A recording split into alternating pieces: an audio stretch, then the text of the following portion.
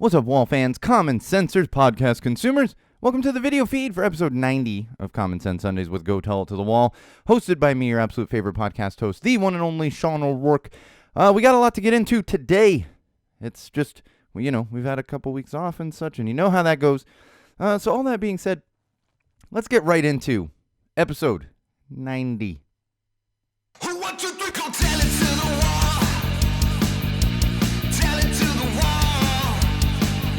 Go tell it to the wall. Tell it to the wall.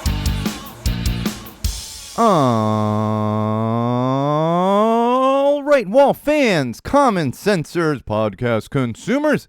Welcome to another very exciting edition of Common Sense Sundays with Go Tell It to the Wall, hosted by me, your absolute favorite podcast host, the one and only Sean O'Rourke, and this is episode 90 on this fine Sunday in October, where you wouldn't really know it's necessarily fall here in Southern California, but at least it's not 95 degrees like it was like right before October started. It's still just a little warm, and get into why I'm a bit jealous of certain other areas that are currently not so hot weather-wise, But before we get into all that stuff, we always kick things off with our social plugs. You can keep up with us during episodes, after episodes, before episodes, whenever you so please, and you can do that in multiple locations. One of those would be facebook.com/GoTellItToTheWall. That's right, facebook.com/GoTellItToTheWall.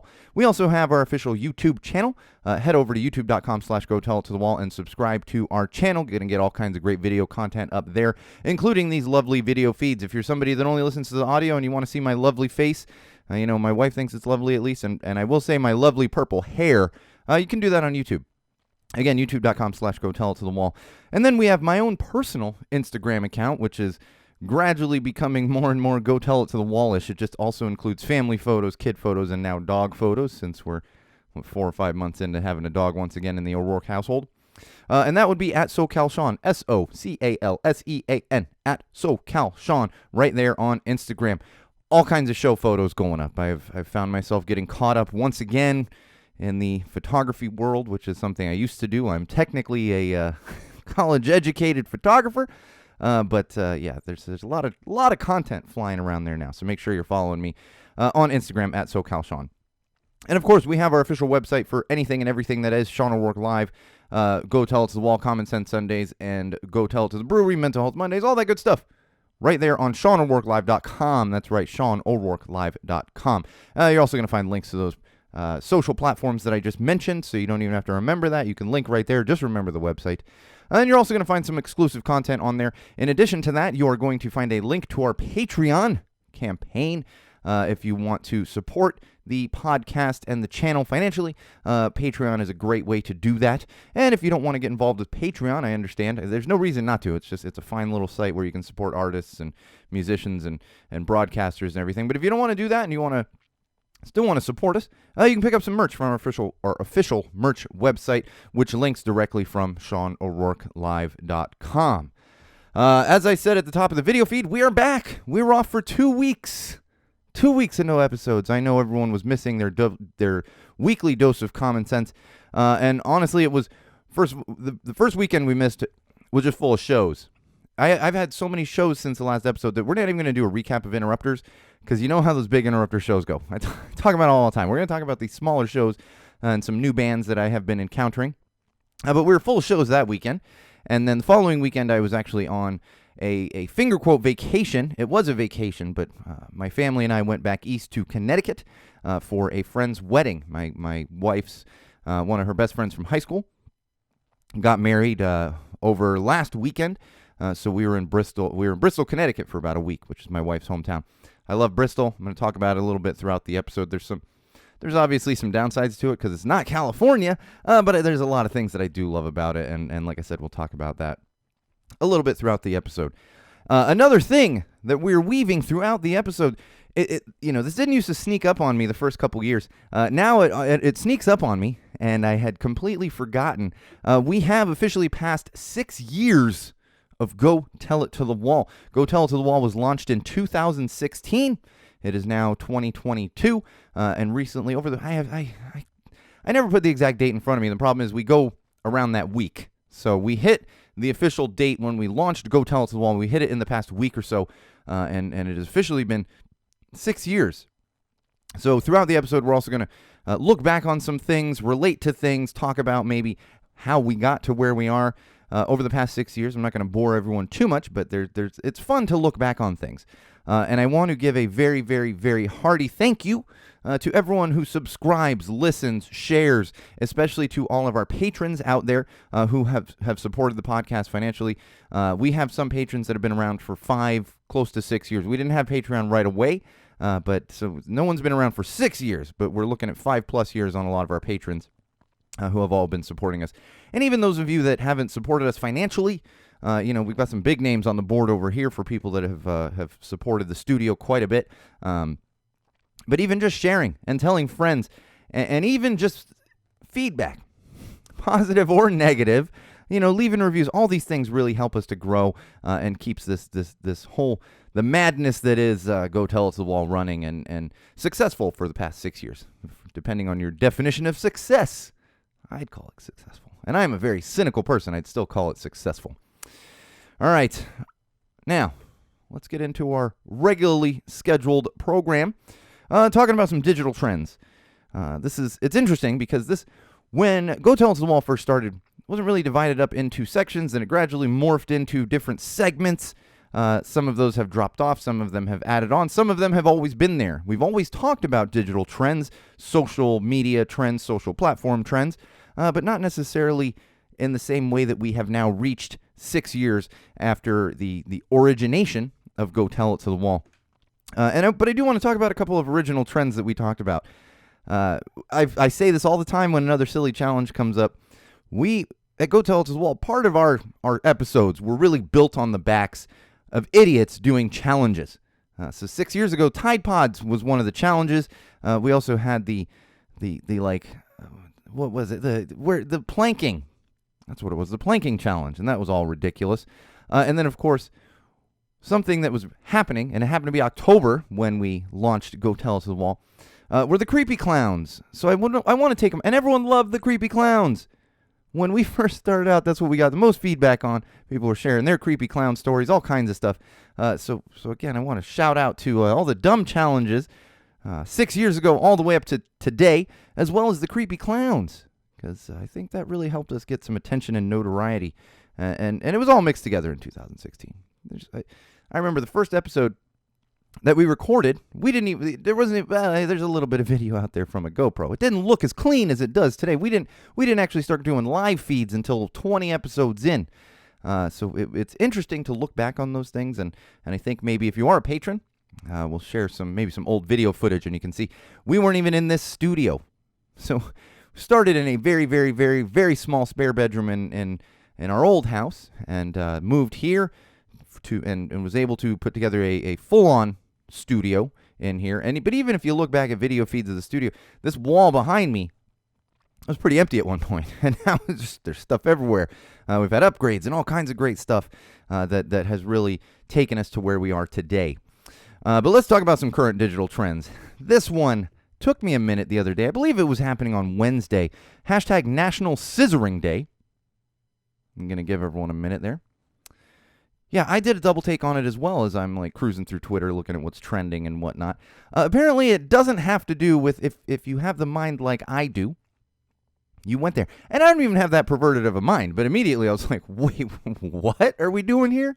Apparently, it had something to do with professional wrestling, like AEW. I don't know what they call the wrestling. When I was a kid in the 80s, it was WWF, and I know that's changed to like all kinds of crazy, but it's something to do with professional wrestling.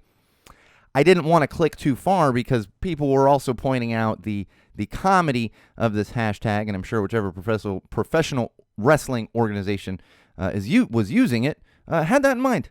So I didn't want to dig too deep, but for those of you out there, get your mind out of the gutter. It didn't actually have to do with what you think it has to do with. I'm not going to describe it just in case some younger children are listening. I will leave that to their parents. All right, # TwitchCon 2022. That's right, TwitchCon.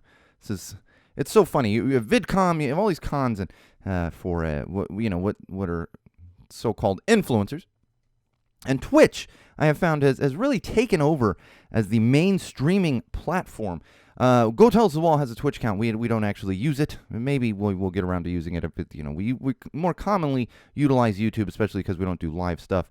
But it's been interesting to see how Twitch has evolved and become the mainstream thing. It's becoming a verb almost the same way. A brand name that is used as in another such way. So like Band-Aids, Q-tips. The kids these days, all water bottles are hydro flasks all of a sudden. I'm like, no, my kid doesn't have a $300 water bottle, people. But that's fine. Call it a hydro flask, whatever you want. And Twitch, we're gonna go on Twitch. We're gonna stream Twitch. It's a whole thing. It's interesting to see how much it's evolved. But that was happening in San Diego over the past week. So new Twitch updates coming out there, and probably a lot of people that you subscribe to or watch on Twitch. We're probably down there, especially if they live in Southern California. We're probably down there at TwitchCon in San Diego this past week. All right, well, let's get a little more serious, I guess, on some digital trends. This one's currently trending. I think it has for a couple days. It's Gilead, and in addition to that, Casey DeSantis, who happens to be the wife of Ron DeSantis, the useless governor of Florida. And the reason this is trending is because she chose to wear, Gilead, I find this one trending once in a while, especially when Roe was overturned, And for those of you not familiar with Gilead, it is what they call the country or whatever in Handmaid's Tale. I have not watched Handmaid's Tale in years. I've watched it a little bit. It's too terrifying for me now because it's too real. I could see this actually happening the things happening there I could see happening in our country, and I don't need to watch a horror show essentially here.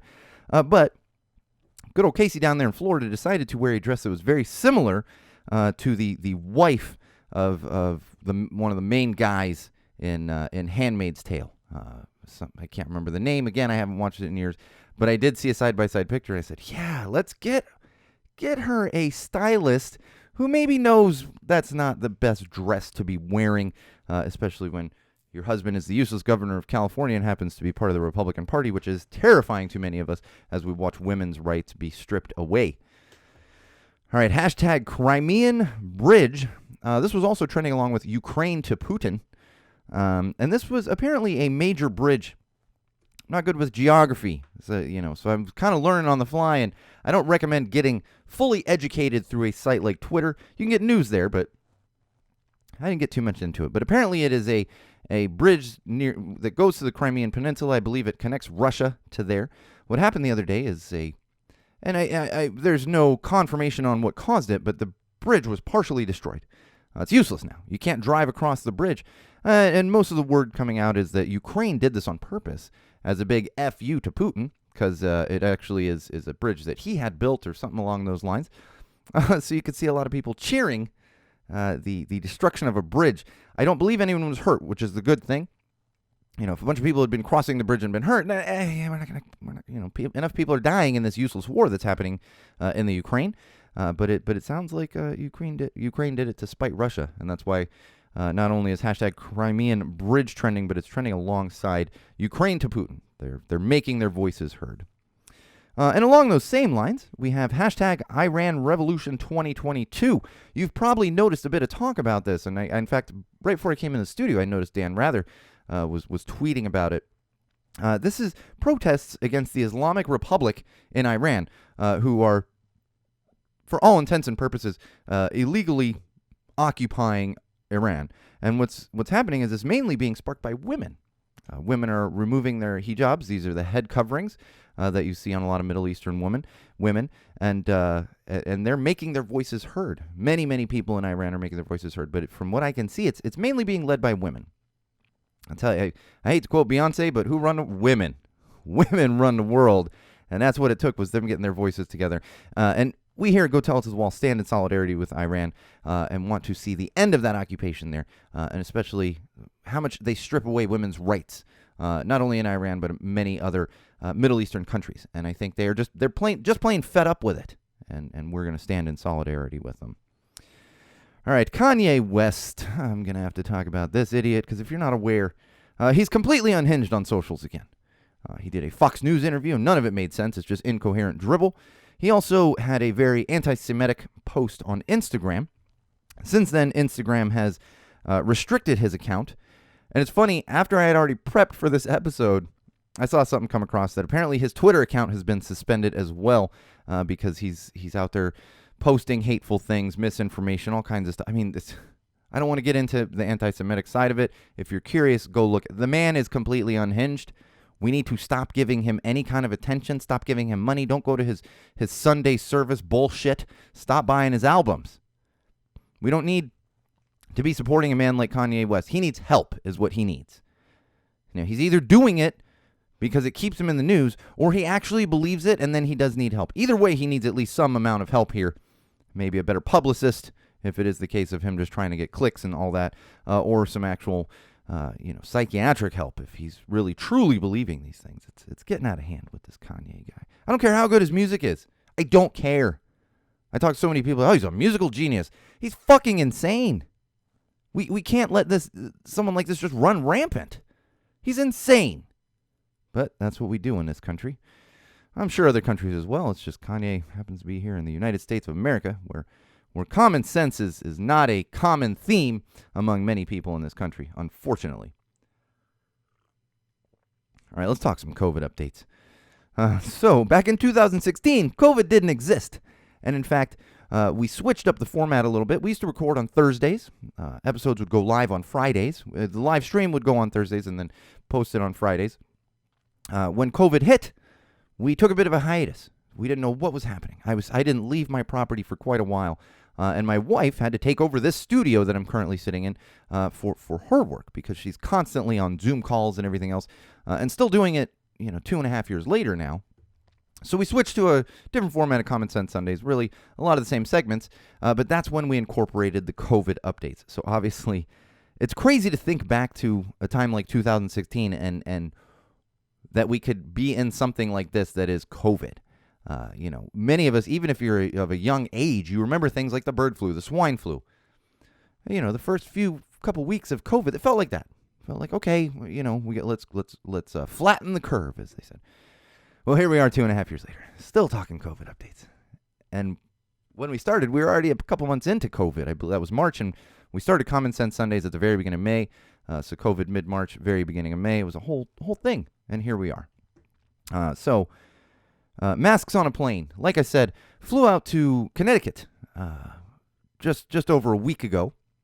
Took a red eye, left LAX at 11:30, and I'll tell you, you lose some sleep because you don't sleep well on the plane, but holy crap, the crowds in LAX at 11:30 on a Tuesday night, it's a thing of beauty. I said to my wife, I was like, we're going to do this all the time because you're not dealing with the crowds. When we landed back in LAX, it was the middle of the day on a Tuesday? Yeah, Tuesday or Wednesday, whatever. My brain's still in a bit of a fog here and had multiple shows this weekend too, so I'm still kind of catching up with everything. But it was madness. And that's when I said, we're doing the late night flight stuff just from now on. But it was interesting to see the masks on a plane because, as you know, it is no longer required on a plane. It is optional. But I'm happy to report it was about 50-50. So it wasn't nobody wearing a mask. I wore a mask for the most part the entire time. Wore one of those nice KN95s. Now, I had some snacks on the plane. I enjoyed a beer or two because 2 flights. I had a beer per flight. I'm a very nervous flyer. I think I've mentioned that before. So I enjoy a tasty cold beverage. But it was about 50-50. So some people are still taking it seriously, and I'm not going to sit there and side-eye or give anyone a hard time for not wearing a mask. But it is good to see that despite the fact that it's not required, some people are still taking those precautions. And I had no weird looks in Connecticut. I was in Florida a year and change ago, traveling all the way across the country, actually. And in Florida, if we're wearing a mask back, and this is a year and change ago, we're still fully masked in California at the time, still had to wear masks on airplanes, and everybody's looking at you weird, like you're from a foreign land or something because you're wearing a mask. Did not experience that in Connecticut. It was about 50-50, again, people running around, but nobody, somebody not wearing a mask in a public setting, or, we did a little shopping. I picked up a new Boston Bruins t-shirt because that's what I do when I go to Bristol or to Connecticut. I'm like, let me get the Bruins gear because I can actually go into a store and look at it instead of just ordering it online. And, see people in the store and wearing a mask, not wearing a mask, everywhere's very friendly.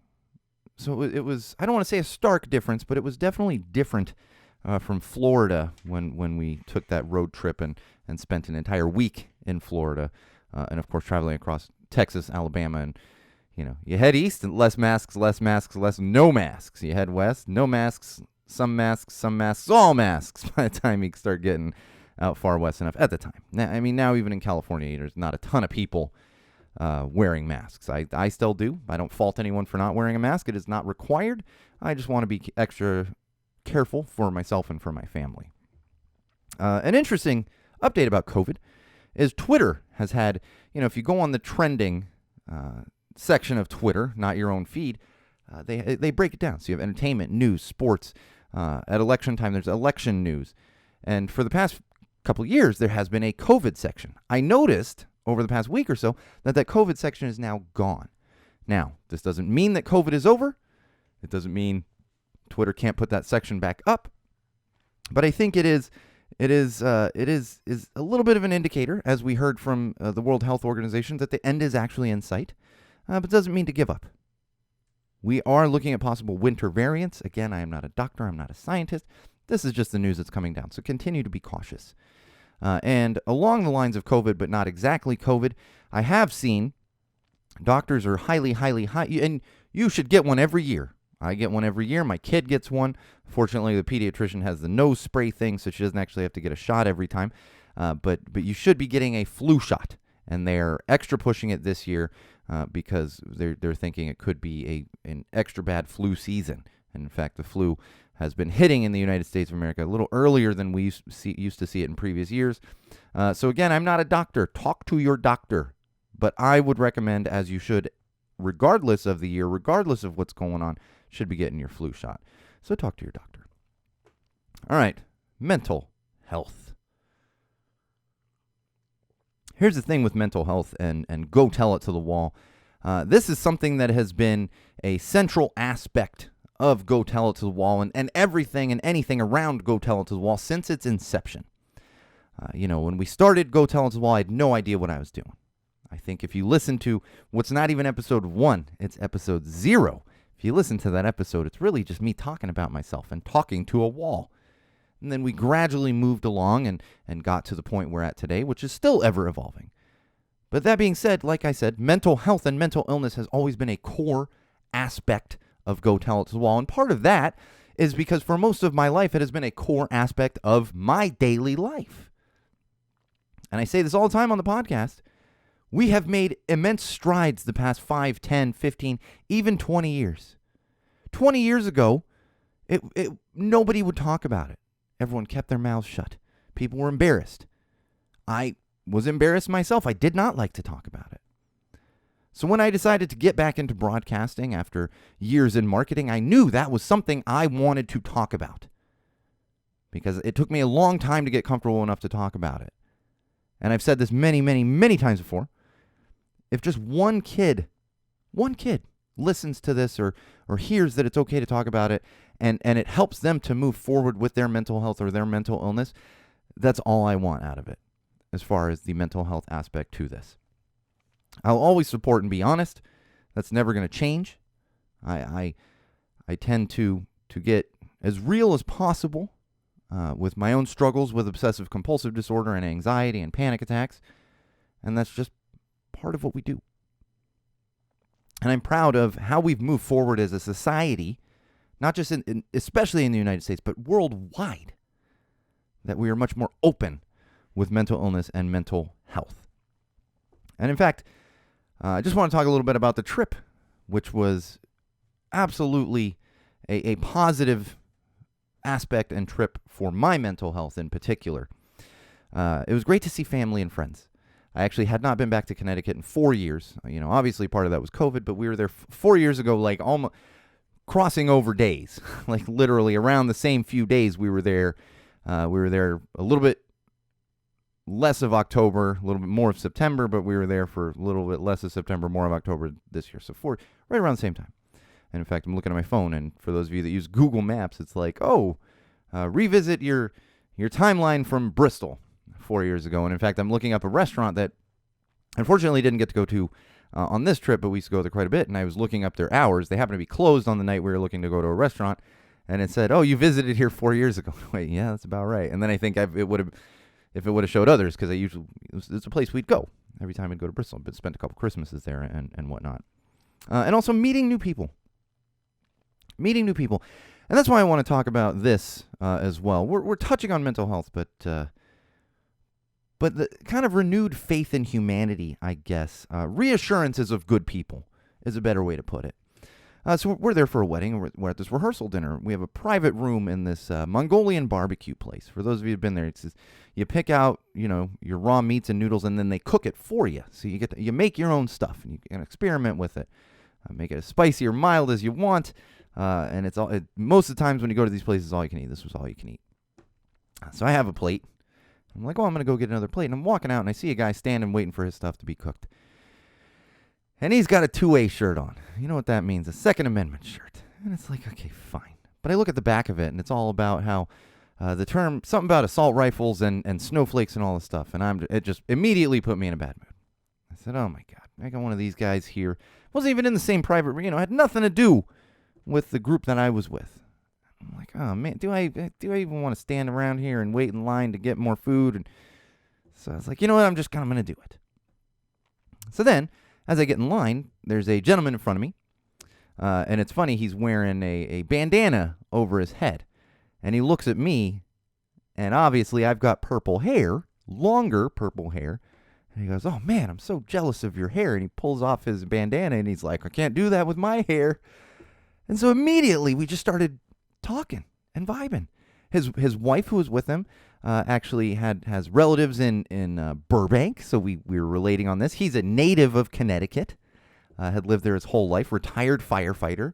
Very interesting guy, and we had a blast. And we're standing in line for like at least 20 minutes. I might be exaggerating that. At least 20 minutes. Maybe 30 is exaggerating. And I just had a blast meeting this new guy. He's there celebrating his birthday. I said, oh, my God, it's the groom's birthday today, too. He's in the room over there, your birthday twins. And we just got along great. And it took not immediately, but as we're talking, it took me out of that funk of this other guy who's got just an offensive T-shirt. And it's funny, I even talked to a couple people, and as you know, I am not anti-guns. I don't want to take guns away. I don't think anyone needs a fucking murder machine. That's the difference, And I talked to people who are actually a little more gun rights friendly than myself. You want a hunting rifle, great. You want a handgun, a shotgun to defend you, great. But the ones that are even, a little more on the other side of that, I talked to a few of them. I said, what do you think? And they were like, no, that's not a guy I want to be around either. So thank you to that guy in line and his wife for just turning my mood around. I wasn't letting it ruin my night necessarily, but I was kind of like, well, I'm just going to go sit in the corner of the room, the private room we have, and finish drinking my beers, because I'll tell you, that's one of the great things about Connecticut. I go to the bar. We're there a little early before we actually have the room or whatever, and bride and groom-to-be aren't even there yet. I walk into the bar area. I was like, I'm going to order a beer. While we're sitting there. My kid's there, and my wife's talking to it. She was a bridesmaid or maid of honor, and then she's talking to one of the other bridesmaids. I sit down and look at the menu. $3 for an IPA. It was a Goose Island, but $3. I'm going, Jesus Christ. Even at a cheap place, that's $9 in L.A. We're at a pretty decent restaurant. A very nice restaurant. I'd actually been there years prior. That was a funny thing with the guy. He's like, I haven't been here in 12 years. I did some math. I was like, I don't even live here, and I was here 7 years ago. It was a very funny interaction. A lot of fun. And I just, reassurances that there are good people out there. And I'm not going to sit here and say the 2-8. No, I will. The 2-8 guy is not a good person. If whatever's possessing you to wear that shirt. And the funny thing is, we're standing around waiting. I'm talking to the guy and his wife, and we're waiting to have ours cooked. And I look across. There's a guy wearing a Dropkick Murphy shirt and a scally cap. And I was like, okay, whew. A little more of my people in here.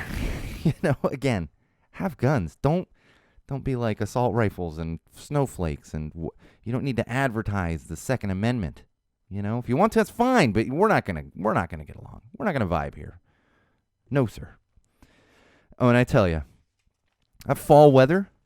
Oh, I've been talking about it. Wait, this heat wave here in Southern California and really across the country for part of the summer. And in fact, I was talking to my relatives in Bristol, my in-law relatives. They had like their hottest summer ever. And my wife's cousin, who's a very, very good friend of mine, Brian, love the guy. We always have such a blast when we get together. And he was like, oh, I was loving it. He's like, we were in the 90s for like weeks straight, and I was loving it. I was like, why are you loving that? But then he brings up a good point. He's like, well, I was loving it because I know in a few months it's going to be freezing cold and I'll be shoveling snow. And I was like, well, yeah, we hate it here because we go from 95 to like 70 and we're like, thank God fall's here, but that's what was great. We left 95 degrees here in Los Angeles. Get to Connecticut, it's in the 50s. It was beautiful. I'm wearing a zip hoodie, not even zipped up, and I'm just like, oh, thank God for this relief. Oh, it was a beautiful thing, and that was just so good for my mental health. I needed just a little bit of a relief from the damn heat. It was nice. I had a fire at one point. There was a fire pit at the wedding reception. My pea coat smelled like fire for a few days there. I was a little worried. I'm carrying it on the airplane, and I was like, I swear to God, it's just from the fire pit. It's like there's nothing funky going on with this jacket. Check it all you want. It just smells like a fire pit. So we finally got rid of that smell and was able to hang it up a few days after we got back to California. I'm like, okay, all right, the smell's gone. Now I can put it in the closet so everything else doesn't smell like, fire. And, I'm not trying to get dry clean a pea coat that I wear a couple times a year. It's like that rarely gets dry cleaned. All right. Some positive news. Gotta love that positive news. That's another addition. We never had a fancy Go Tell It to the Wall coffee mug. For those of you that never watch the video feeds or don't see any of the photos, I have a very fancy coffee mug that we got right before we launched Common Sense Sundays, courtesy of Simeon at Stupid Rad Merch Company. Had this custom mug made. You can order your own mug through the merch website, but it's not going to be exactly the same. It's not a Stupid Rad one. This is a one-of-a-kind. Maybe, I could always have them print more, I'm sure, but this is a one-of-a-kind because I haven't had them print anymore. But positive news, this is something that really came about during COVID and Common Sense Sundays. This was added to kind of remind myself, as well as all of the listeners out there, to stay as not stay as positive as you can, but definitely remember the positive things in life. When it comes to my mental illness, it's very often difficult to do that. My wife has become very good, and she knows when to do it. But because sometimes I don't want to hear it. I'm like, I don't care. But she'll point these things out, and it's good to have that reminder. And especially because there's always good in the world. Just like I talked about the guy in the Mongolian barbecue place. There's always good people in the world. You just have to look. What did they say on Daniel Tiger? Look to the helpers. We all lift each other up. And this was also to counteract the ranting and yelling, because I tend to rant and yell at a wall. And even when it's fun stuff or funny things, it can come across as negative, because, especially that first episode after January 6th. I think that might still be the record for F-bombs. Maybe we might have beat that with the episode after Roe was overturned. But we're throwing F-bombs, so we gotta have the positive news in there. And I'm cynical by nature. And that's just my personality. I tell a lot of people that I am nothing but a cynical asshole. People disagree with me. People agree with me. It just depends on if you like my brand of comedy or not. But I'm a cynical person. This helps me to be less cynical, is bringing up these positive news stories. And 6 years down, thanks to Wall fans, we are 6 years into this, which to me is such a huge positive thing. And we've made so many friends along the way. I've picked up so many fans along the way, new patrons, people interested in what we do, this ever-evolving thing that is Go Tell It to the Wall and Common Sense Sundays. So again, thank you to all of you out there. To me, that is an immense positive. 6 years and we're still here. With the exception of a couple hiatuses and obviously scheduling conflicts, it's been a consistent 6 years. So thank you. All right, let's talk parenting. Oh, yeah. Parenting was always going to somewhat be a core aspect of Go Tell It to the Wall. When I conceived the concept of Go Tell It to the Wall, it was at Burning Man 2016. And I had wanted to do a podcast. I had actually already created a podcast page, had the name Go Tell It to the Wall since like spring of 2016. Just didn't know what to do with it. Like a kid with a new toy they couldn't figure out. And I was like, I don't know what to do. Sitting at Burning Man, and I had a couple of burner friends that talked me into it. One of those aspects was, you're going to be a dad. Why don't you talk about, and they were giving me too much credit. They said, why don't you talk about being a cool dad? I said, it's brilliant. My wife's going to have a child in a few months. I'm going to be a dad in a few months. That's September. My daughter was born in November. She was supposed to be born in December, but she was born in November. And so that was always going to be a core aspect. And the other interesting thing about that is when we first started Go Tell It to the Wall, we got a few episodes in. It was consistently Thursdays. That's when we recorded. Well, my wife went into labor on a Thursday. I was actually sitting in an exam room because she just had an appointment with her doctor, and I would go with to all the appointments when my wife was pregnant. I might have missed a couple because scheduling, but I was at 99% of the appointments as support. She has to go through all the physical stuff. I'm just there to help in any way I can. So the very first episode we missed was for a very good reason, and that was the birth of my daughter. And then we went straight back to it the next week. In fact, there is a photo of me sitting at my microphone with a 1-week-old daughter as I'm getting ready to prep a show, to record a show, an episode. So I love to look back on that because it is a reminder of why we do the parenting segment, why I talk about it, because it is a very large aspect of my life. And sometimes it's serious things, sometimes it's funny things, but it's something we're always going to talk about. I want to talk about flying with a 5-year-old. So this was my daughter's third flight, but her first flight, she was not even a year old. Her second flight, she was not even 2 years old. That was actually to the same place, to Connecticut, when she was not even 2 years old. So this was her first flight where she's fully talking. She's not in diapers, all these other things. So entertaining a 5-year-old becomes a challenge. She was a little bit nervous about flying because she didn't really remember flying the first 2 times. She was so young. And especially with the early flights, that was a challenge. Keeping my daughter up, we're getting on an airplane at 11:30. She's usually asleep by like 8:30. That's already a challenge in itself. And then trying to get her to sleep on the first flight, no way. She doesn't remember flying, so she's just like opening the window. Oh my God, close the window. Open. Nope. Open. And she just couldn't decide if she wanted the window open, whatever. I'm like, please, just put your head down. She didn't sleep for that whole 3-hour flight we connected through Minneapolis. And then I'm trying to catch. We have 2 hours in Minneapolis. We grabbed some McDonald's. Thank God McDonald's is open in the Minneapolis airport at 5 a.m. And shout out to Minneapolis airport on a little sidetrack here. I'm looking right across from McDonald's. There's this little comedy club and bar. I'm like, oh wow, they have a comedy club in the airport. As I'm sitting with the family eating McDonald's breakfast, I look over at about 5:30. They open up the doors. There's a couple guys sitting in there drinking a beer at the bar. I went, that's my kind of place. I'm liking Minneapolis a little more here. And not that I recommend drinking beers at 5:30 in the morning, but like I said earlier, I'm a nervous flyer.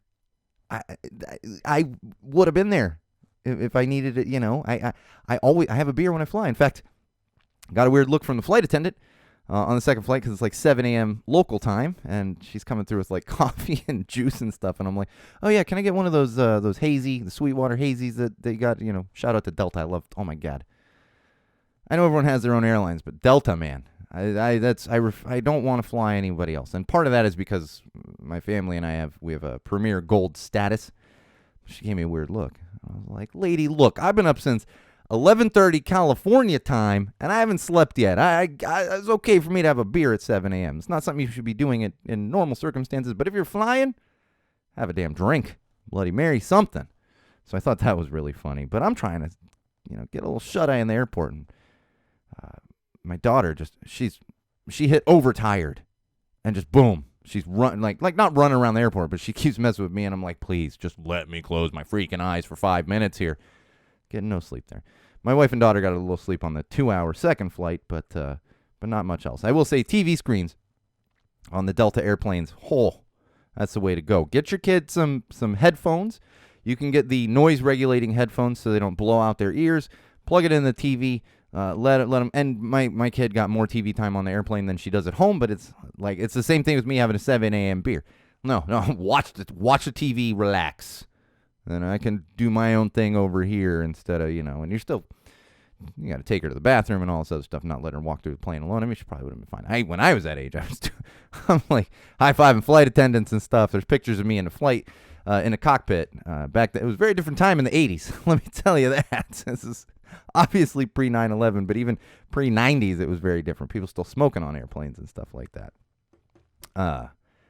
Oh, man, there's something else there. Oh, I will say this is, and yeah, let's just move on to that. I will say, and this is something I experienced when she was younger, and we did it again this time around. When you're traveling across time zones, I recommend...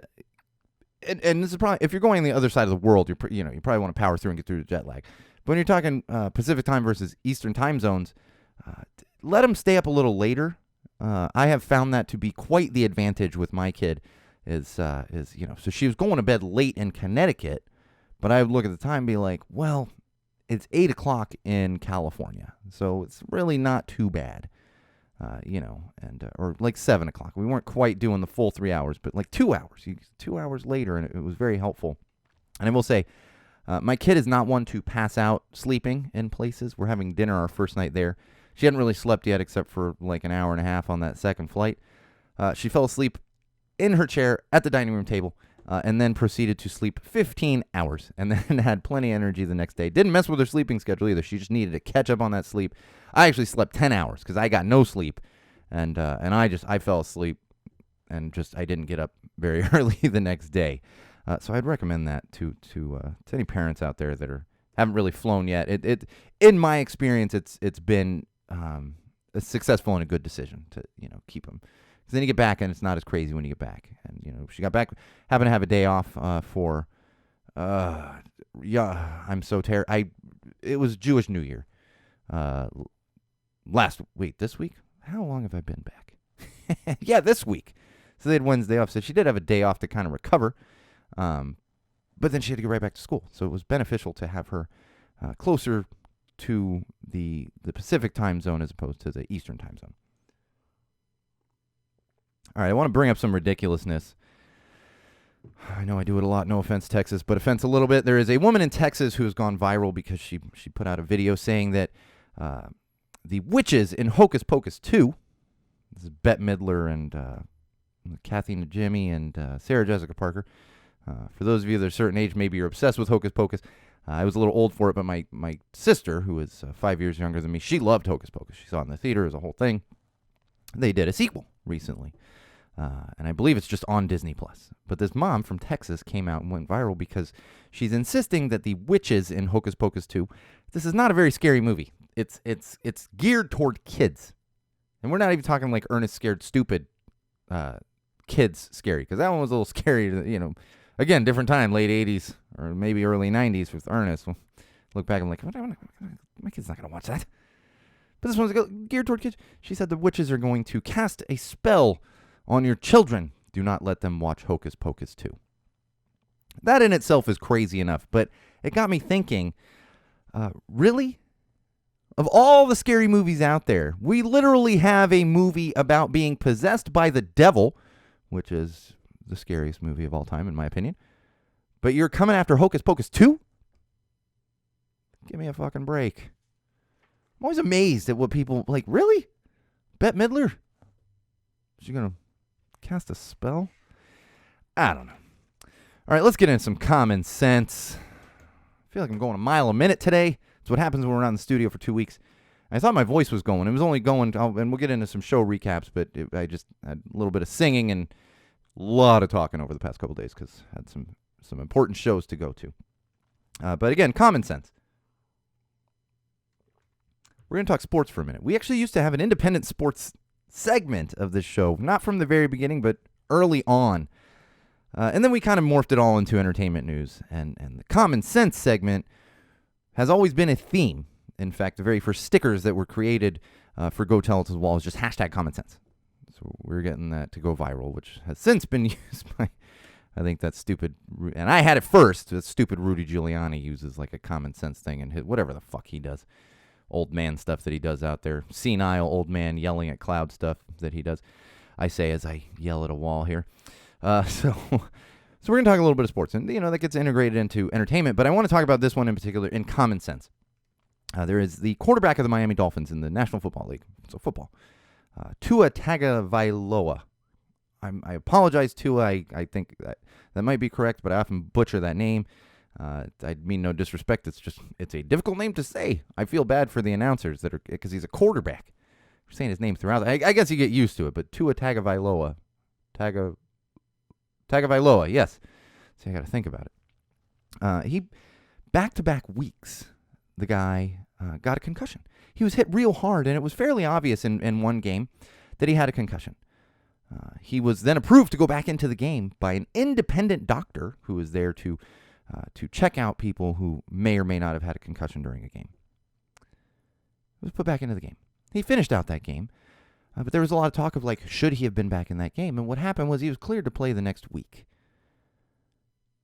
And if you're someone who's thinking about letting your children play football, I highly, highly encourage you to look up the clip. He took a hard hit to the head. The game after he supposedly didn't have a concussion, but we all kind of know he had a concussion. And immediately his arms started to seize. And as I'm like, oh my God, that looks horrible. And there's doctors on there saying that is a true sign of permanent brain damage from concussions. You know, CTE, which is something a lot of current and former football players suffer from. And I apologies, I can't remember the exact words for the initials, but it's CTE. It all has to do with the brain. And if you're one of those parents, or if you have relatives that play, you have to ask yourself, is it worth it? And there's doctors saying that he should never play again, but if he doesn't play again, he doesn't make millions of dollars, which I get. But is it worth it? Is it worth it to pass away earlier than you should have and be a millionaire instead of just living semi-comfortably?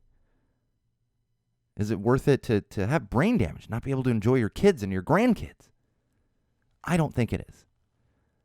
I am a big proponent of not letting kids play football. I think this is part of what went into my cousin's decision, who played 5 years at University of Texas. He could have played pro ball. He played pro ball for like a minute. And I just think he wasn't into it. And I can't quote him on it, but I believe part of that went into his decision. I know some of my other cousins, they were like, I had a couple cousins that were relieved because it's so much of this concussion stuff going on, and they didn't want to see that happen to him. I don't want to see it happen to anybody, especially a relative of mine. Now, I have a daughter.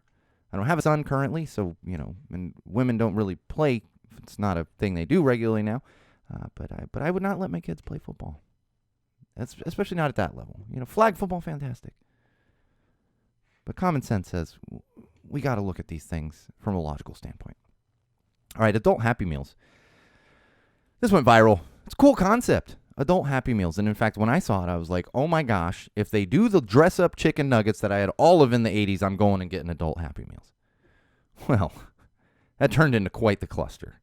In fact, I ate at McDonald's the day we got back from, we didn't have a bunch of food in the fridge, and I was like, just stop at McDonald's. Get the kid a Happy Meal. I didn't get the adult Happy Meal. Part of that was I looked at the toys, and it's in collaboration with something. This is how I know I'm old. It's something. Probably streetwear or something. The McDonald's characters have 4 eyes. Not glasses, like, hey, 4 eyes. You shouldn't say that anyway, but you know what I mean? 4 eyeballs. For no reason. Everyone's like, why do these Grimace 4 eyeballs? Why does Grimace have 4 eyeballs? He has 2. The character has 2 eyeballs. So immediately I was like, well, I don't need these toys. You know, this looks nothing like a toy I ever had in the 80s. They never had 4 eyes. There might have been a toy that did, but not Grimace, Hamburglar, none of that. Come on now. What are we doing here? We've also come to find out that McDonald's employees hate them. They are constantly running out of the adult Happy Meal boxes, the adult Happy Meal toys, many other things that go into it. So I know, I'm not saying don't get one, but please be patient with the food workers at McDonald's because they not only are they handling your food, but they are going through a lot of extra stress because McDonald's decided to do a publicity stunt with 4-eyed McDonald's character toys. I don't get it. All right, Gwen Stefani. Yeah, you would think this would be in entertainment news, but common sense. And here's the thing. She's got a new look. And in fact, her 53rd birthday or whatever was recently. And I saw an article that was like, how does Gwen Stefani stay so young? And I was like, looking at pictures of her, I was like, oh, we know how she's staying young. That's not natural remedies keeping her young. Because she looks completely different. Completely different from what she used to look like. And I get people age. And I'm not talking she aged. No, her face is completely fucking different. It doesn't look anything like her. And here, I get it. I'm not going to sit here and say, don't get plastic surgery. Whatever. Do what you want. And I'm sure there are people of note out there that have had plastic surgery and they look just fine. Common sense says don't completely change your look in your face because it looks ridiculous. It's like Courtney Cox a few years ago. Remember I saw her and I was like, that's Courtney Cox? Holy, what happened to her face? And it's not like she had an accident or something. No, she just tried to look young and now she looks like weird, for lack of a better word. Come on, Gwen, do better. I saw Red Gwen back, not this hollaback girl Gwen doing country music or something. Country music's fine, but good Lord, she does not look like Gwen Stefani. Florida hurricane and the GOP, those Republicans up there in Washington. So they had a vote in Congress to send additional aid to, and our thoughts are with Florida. I've seen lots of devastating photos. In fact, in Connecticut, the groom's parents live in Florida, and they live in Fort Myers. For those of you that have followed the hurricane, we thought Tampa was going to get hit the hardest, and I'm watching out for the Dolly Rots. They're in Tampa. They're boarding up their house. I follow them on all the socials. I consider them good friends. And I'm like, oh my gosh, let them be okay. Let them be okay. We have a lot of friends in Orlando that work in the themed entertainment industry. But at Fort Myers ended up getting hit. So I was seeing direct photos, and the groom's dad's like, that's my neighbor. Luckily for them, their house was fine, but other houses completely destroyed in Fort Myers. So our thoughts are with Florida. Having lived there when I was very, very young, I lived through a couple of hurricanes. Nothing as devastating as that one, but lived through a couple in Miami. Unfortunately, my father-in-law was in West Palm Beach at the time, but that's on the other side, the other coast of Florida. So they got some rain and hurricane warnings, tornado warnings, but nothing as devastating as Fort Myers and that side of Florida. But what happened was the Congress had a vote to send additional aid down to Florida. The majority of the Republicans voted against it. Florida is a Republican-controlled state, as you know. Majority of Republicans voted against it. Then what happened was a bunch of those same people that voted against it came out and said it was the Democrats' fault. This is very important to remember, especially as we approach election time. Do not let these lying, hypocritical motherfuckers gaslight you. That's literally what's happening here. They are gaslighting Floridians. Oh, it's the Dems' fault. It's public record, guys. All you do a quick Google search. Who voted which way on this particular relief package? Fact fucking check. It's a 2-minute Google. Don't let them keep doing this. I don't care what side of the aisle you want. You want to be a Republican, you want to vote Republican, that's fine. Don't vote for the Republicans that are going to fucking gaslight you, that are going to be hypocrites, that are going to blatantly lie to your fucking face. That's enough. It's a disaster down there in Florida. And I'm all for sending aid down there. As much as I talk bad about Florida and the weird looks you get for wearing a mask there and et cetera, they're fellow Americans. Don't let these politicians control the narrative. It's simple. Fact check. Public record. It's there. Let me tell you one more thing here with common sense. Common sense says you get to the airport on time. We got to LAX with plenty of time. Had some time. Unfortunately, there was no bar in the new Delta terminal, so I had to wait until I got on the plane. And at that point, we are Premier Gold members. They send us drink tickets, drink passes all the time. So I had 4 of these. I was like, give me 2 of those, please. I know you're not going to be coming back through. Just give me 2. Let me drink these. Let me try to catch some shut-eye. Didn't catch any shut-eye. But leaving Connecticut, you fly out of Hartford there. We had a very, very, very, very early flight. The night before, I said to my wife, she controls the itinerary. What is that, the tune? He who controls the spice controls the universe. My wife controls the agenda and the universe as far as my family is concerned. So I said, wow, I knew we had an early flight. So what, we got to 5:30 tomorrow? She said, no, we got to get up at 4 and we got to leave by 4:30. I'm going, holy shit. I haven't seen 4 a.m. in a long time. There was a time in my youth where I would see 4 a.m., but I was still awake. Wasn't getting up at 4 a.m. So did her best and tried getting a 5-year-old up at 4 a.m. She was so confused. My wife tried to get her dressed while she's sleeping. She's like, why are you taking off my jammies? So she ends up going to the airport in a nightgown and sweatpants. All right, that's fine. Just get on the plane. But we had there was a little bit of a crowd getting through the TSA check, and for some reason they had to re-X-ray my bag. It was all fine. They didn't open it up or anything, but they had to re-X-ray it, and so I've got no shoes on. And I'm looking at the time. As we're driving. I'm trying to be calm, like, oh my God. And I'm starving. I'm like, I need some breakfast. Oh my God. So we start walking through the terminal. I haven't even put my shoes on, and we hear the announcement for our gate. We are closing the doors soon. If you are not here, you will not be able to get on the plane. Immediately, we take off running. So here I am running through the Hartford airport in my socks, carrying my shoes because I didn't have time to put my damn shoes on. I ended up putting them on. We did make it to the gate. We got on the plane. I'm sweating. It's 40 degrees outside because the sun's barely up. I'm sweating on the plane. One of the flight attendants laughing at me. I'm just like, and there's another guy running. I'm running down to the gate, and he's running next to me, and we're just we're kind of laughing because at that point we could see the gate, and it's like, please don't close the door. He's laughing, and my wife and kid are just a step behind me. But common sense says get there early enough so you don't have to run through a terminal with no shoes on. All right, let's talk some entertainment news, and we're going to wrap up episode 90, the official 6th anniversary episode for Go Tell It to the Wall. It is fall television show time. I know this sounds cheesy, but I am a sucker for sitcoms. I love when television comes back. This is just something that reminds me of my youth. My family and I, that's something we did during the week at night. You know, we'd have dinner, like 8 o'clock would roll around, and we're watching, the sitcoms. When I was a kid, TGIF.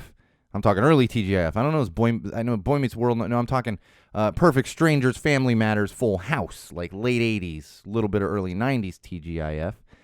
And then must-see TV, for those of you familiar with Seinfeld and Friends and everything. That's what we did when I was a kid. We watched TV in the evening, and my father and I would watch hockey on Sundays and everything else. So I am a sucker for sitcoms, and I'm real excited to see that coming back. What I'm even more excited about, and I know this is a bit of old news for you, but I'm going to talk about it because it has to do with my man crush Ryan Reynolds, and that would be Deadpool 3. We got a little announcement. We knew Deadpool 3 was coming at some point. It's going to officially be in the MCU because now Fox is under Disney and blah, blah, blah, blah, blah. I'm not going to get into facts on packs and semantics and all that stuff. But we did get some news that Hugh Jackman is coming out of Wolverine retirement to once again play Wolverine in Deadpool 3. My favorite Marvel movie by far, there's no question. There's a Deadpool there, there's a Deadpool there, there's a Deadpool there. We were at a fair in Connecticut, and they had a bunch of minifigs, and I saw Deadpool minifigs. I said, I'm getting some Deadpool minifigs. They're behind me with all the Muppet ones right there. So I'm ridiculously excited about that one. We have like a year until it's out, but I'm going to be counting down the days like a kid in December, All right, I want to fly through a couple of recaps here, but these are pretty important to me. Bomb Pops at Moroccan Lounge. Now, I recapped Bomb Pops and Last Gang when they played Chain Reaction like a month ago or whatever it was, and this was the tour. They unfortunately had to cancel most of the dates, but they kept the Southern California dates because they all live in Southern California. They all live in Los Angeles area. So I got to catch the Bomb Pops at the Moroccan Lounge a couple days before I left for Connecticut, like 2 days. It was a Sunday, Moroccan Lounge. Moroccan Lounge is a funky little place. And Remington, who is the guitarist for the Bomb Pops, actually, she works there. That's her other job, is she's a bartender there. But it was a cool little place. It really, you're driving there and you're like, where is? Oh, and then it's a door, and you're like, okay, it's just a little bar, and then you walk in, there's a little bar, but then there's a whole music space to the side. So it was a great little venue, inexpensive drinks. Got to see so many friends again. I consider all the Bomb Pops good friends. I made some new friends at that show as well, and also had the pleasure. And of course, Last Gang, they always kill it. They put on such a good live show. And in fact, Josh says it every time, like both times that they played with them. And I think he said it at Pumpkin Drublick as well. He's like, they're just so clean. It's so together and so clean. They put on a fantastic show. All of them are just great. We will have photos of the Bomb Pops, Last Gang, on Instagram at SoCalSean. And the cool thing with this one, unlike the first Bomb Pop show at Chain Reaction, first one, the one before that, a little band called Three Chords played. This is a COVID project put together by Mike Garrett, who is childhood friends with Josh Sleaze and Neil Wayne, and they put together this 3-piece band called Three Chords. And I'll tell you, this was their very first show ever. I've actually got the playlist from their very, very, very first show. And I'm excited about them. I hope they get some recognition. Their first new album just went up on Bandcamp a few weeks ago, so make sure you check it out. 3 Chords, like chords on a guitar. So I'll have photos coming up of them as well, so make sure you're following at SoCalSean. And the Bomb Pops, they're always fantastic. I think they're very underrated, and I would say they're getting better with time. They're aging like a fine wine, and they had a little bit of I wouldn't even call it a stumble, because Remington stepped in and did a fantastic job, but she was new to the band, and now I think they're really meshing and gelling together with Remington in there. And each time I've seen Remington, it just gets better and better and better because they're all used to, when you play, Neil and Josh have been playing together since they were kids. So, you get that together, and I think every time we're just going to see them continue growing and getting better and better. All right. And then this past weekend, last night and Friday night, I had the absolute pleasure of seeing the Dollyrots on their West Coast tour. 2 nights in a row, had to do it. Friday was great because I went to the Paramount, and it's about 10 minutes away. Saturday was great, and I love the venue, but it's in Costa Mesa, and it took me about an hour to get there, about 45 minutes to get home, so just the distance. Love the venue. Great food. Mexitats. You ever go to the Wayfarer in Costa Mesa? Just order the Mexitats. I'm looking at the menu. I was like, what's Mexitats? I'm like, oh, my God. It's basically not like crazy loaded nachos, but instead of chips, it's tater tots. Good friend and fan of the show and patron Tom actually ordered some food, and we sat there eating Mexitats. It was so good. But Dollyrots, they always put on a great show. I love seeing them live. I love their music. They are another underrated band that I think deserve a lot more recognition than they get. I shot a bunch of photos of them. Friday night, had the pleasure of seeing Gilman Blacklist, who they just played Friday. Dollyrots have been touring with Year of the Fist. So I saw that Year of the Fist both nights, but Gilman Blacklist. Another cool thing was, I don't think I've ever mentioned this before, but I went to film school with a guy named Chris Freeman, who is the lead singer of a punk band called Pansy Division. They are very, very well-known, all-gay punk band. And I hadn't seen him in years. And I'm standing there and watching this Gilman Blacklist, who I'd never seen. I highly recommend them. Check them out. Year of the Fist, check them out. They did a greit job. I got to meet all of them. They're all very nice. But I see Chris Freeman standing on the side. I'm like, oh, my God. Chris, what's going on here? I haven't seen him in years. I'm talking to him for a while. And then he jumps up and he's like, oh, have you seen them before? I was like, no. He's like, oh, we've played with them. I think. And he's also in Gacy DC. I think Gilman Blacklist had toured with Pansy Division. And Year of the Fist had done some shows with Gacy. I was mixing them up. But he jumps up on stage and does a Pansy Division song with them. He's singing. I was like, holy shit. I just, and I'm like, all right, I'm back where I belong here. This is fantastic. But it's so good to see someone that I've known for, 20 years. And I haven't seen him in like 15 years. So it was really nice to do that. Like I said, check out Year of the Fist. Dollyrots, they're just always the best. And if you're familiar with Dollyrots, you know the Dolly Tots, Daisy and River. Last time they were in L.A., my kid was there. They all were running around the venue having a blast. My kid loves River and Daisy. They were playing, going nuts. Now, so much going on. She had Girl Scouts Friday.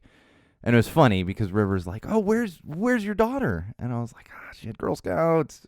I almost couldn't tell her that I was coming to see the Dollyrots. Because that one was all ages. And the Saturday was 21 and up. So they couldn't have brought her anyway. But if you don't know this, River and Daisy come out on stage. River, he plays the guitar for a quick song. He's also a burgeoning stand-up comedian. He was telling some dad jokes up there on stage. And Daisy kind of stands in the back and plays, bangs on a drum. But he threw out a guitar pick on Friday. River did. That's what the musicians do. And it hit the ground. I picked it up. I was like, oh my gosh, I'm going to give this to Zoe. This is a River guitar. And it's a Dollyrots guitar pick. But I was like, this one's from River. And I tell Kelly after the show, I'm like, oh, I got River's pick. And she's like, well, did you have him sign it? And I was like, no. Well, let's have him sign it. So he takes a Sharpie and he signs it. River. I brought that home. My kid was like, oh my gosh. And of course, I'm talking to Lewis, the other main half of Dollyrots, and he's like, oh, do you need a pick? I was like, yes, please. So he gave me one of his Dollyrots picks. So I'm slowly amassing a collection of picks because I've been either catching them or having them handed to me. Remington just hands me a pick from stage now because we are quite good friends. But I caught that Kevin pick at an Interrupters show, so I'm slowly acquiring guitar picks over time here. Yeah. So make sure you're checking out Dollyrots. Check out Year of the Fist. Dollyrots will hopefully be back sooner than later, but they are Florida-based now. They were originally Los Angeles-based. Year of the Fist is out of Oakland, and Gilman Blacklist, I believe, is out of Los Angeles. So check all of them out if you're not familiar with any or all of them. All right, one more thing, and then we're going to wrap up episode 90. Basis Against Racists. That's right, it's a new month. It is October 9th, but we haven't recorded yet this month. The new Bassist Against Racists shirt is out. I'll go back to that in a sec. It is actually Michelle Rangel of Go Betty Go. We've talked about Go Betty Go. Betty is doing quite well. I had the pleasure of seeing all of the Go Betty Go ladies on Friday, except for Betty, because she's not going out in the crowds and stuff. She's going through chemo, but she's doing quite well. Progressing as well as you can, dealing with cancer. So this month for October, it's going to be Michelle Rangel. She's the bassist of Go Betty Go, like I said. It's a great design. All the designs, of course, put together, and I will be pre-ordering this one. It's definitely one I need, put together by the uber-talented Paul Smith of Zombie Teeth Clothing, and they're up for pre-order right now. If you're in the U.S., you're, of course, going to order that from Chaos Merch, and if you are in Europe, you're, of course, going to order from T-Mom Merch, and shout out to Lynn Lee, who really had this idea to begin with, collaborated with Gabby of Chaos Merch and with Paul Smith of Zombie Teeth Clothing to put together what is now, oh my gosh, it might be could be 2 years, and they still have so many artists already signed up. It's just going to continue going, and they're raising money for great causes, and they're putting out fantastic shirts. So make sure you're pre-ordering those. And along the lines of Go Betty Go, I will mention with the Dolly Rod show, their drummer Thomas, and they've rotated drummers quite a bit, really, and it's not to take away from the drummers they've had, but it is really Lewis and Kelly's band. They do all the writing and putting stuff together, and they manage their own social media and everything. In fact, I was talking to Lewis about that last night, and he's like, if you get a response on social media through the Dolly Rods, it's me or Kelly. And I was like, well, I kind of knew that, but it's just funny to always hear that. Although if I need something important, I have the privilege of having certain numbers, and I just text. But yeah, sometimes you're reaching out through social media. But anyway, unfortunately, Thomas had a family emergency, and I had heard this via text, and I was like, oh my God, I hope he's okay. I didn't get details. It was none of my business, but they were like, it's going to be okay. He couldn't play the show tonight. And so they got Aixa from Go Betty Go. So as much as it was sad to see Thomas, I had the pleasure of seeing both of them, and Aixa is one of the, I told her last night, I was like, you were one of my favorite drummers to watch. It's great seeing you up there, and she did a great job stepping in like last minute. It was Saturday afternoon, and I'm not going to give that detail because I don't know if it's supposed to be public or not, but I got some details about Saturday afternoon. Nothing bad. Good things, actually, but I don't know if it's public as far as Go Betty Go goes. And she got a call and said, oh, yep, I'm going to do it. And so I had the pleasure of seeing Aixa play drums with the Dolly Rods, which was fantastic. And again, photos coming up on Instagram. So make sure you're following at SoCalSean. Speaking of that, make sure you're also, in addition to Instagram, at SoCalSean, SoCalSean, make sure you're following us on Facebook, facebook.com/GoTellItToTheWall, and of course, youtube.com/GoTellItToTheWall. Subscribe to our channel there. And most importantly, make sure you bookmark SeanO'RourkeLive.com. On there, you will find links to all those things I just mentioned, exclusive content, as well as a link to our Patreon campaign and a link to our merch website if you want to help us out financially and support the Go Tell It to the Wall studio. That's going to do it for not only episode 90 of Common Sense Sundays, but our official 6-year anniversary episode. Once again, thank you to everyone that has been supporting us over the past 6 years, 5 years, 4 years, 2 years, 1 year, 1 month, whatever it is. Thank you to all of you. You don't understand how much you are appreciated, even those that just share the episodes, that give out stickers, that put stickers up in places in different countries, different states, all those kind of things. I cannot thank all of you enough for what you have done to help us grow into what we are today. One day we will do how it started with me sitting in the corner of a tiny, tiny bedroom and how it's going, which is, it's not the greatest studio on the face of the earth, but it does a great job. And I love that we're able to do this and we're able to connect with people and that we have amassed how many fans we have over the years, and it continues to grow. I mean, we do on average about 30,000 unique listens per episode. So we don't have quite the financial support of that, but it is a lot of people that we're reaching, and that's not only because of what I do ranting at a wall. That's because of everyone out there supporting and sharing and telling others to check out Go Tell It to the Wall on Common Sense Sundays. So, all that being said, like I said, this has been episode 90 of Common Sense Sundays with Go Tell It to the Wall, hosted by me, your absolute favorite podcast host, the one and only Sean O'Rourke. We should be back next week, same wall place, same wall time. And until then, wall fans, Common Sensors podcast consumers, remember, no matter what you do, no matter who you're with, no matter where you go, and especially no matter why you are doing it, always Always use common sense.